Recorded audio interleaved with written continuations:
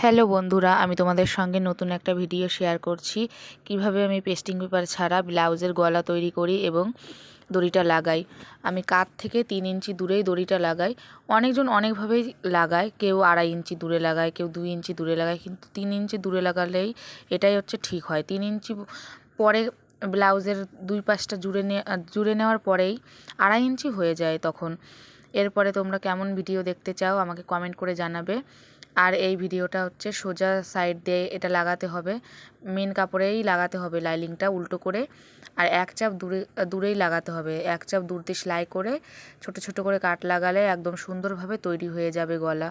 নতুনদের জন্য একদম এটা দেখলেই পারবে নতুনরা করতে। এরপরে তোমরা কেমন ভিডিও দেখতে চাও আমাকে কমেন্ট করে জানাবে।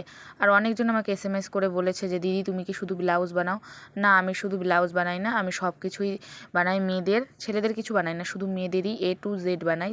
তোমরা কেমন কি ভিডিও দেখতে চাও আমাকে কমেন্ট করে জানাবে, আমি সেরকমই দেওয়ার চেষ্টা করব। আর এই ভিডিওটা তোমাদের কেমন লাগলো সেটাও আমাকে জানাবে কমেন্ট করে। এরপরে আরও অনেক সুন্দর সুন্দর ভিডিও আসছে, দুর্গাপূজা আসছে সামনে, চেষ্টা করব অনেকটাই কাজের ফাঁকে দেওয়ার তোমাদের।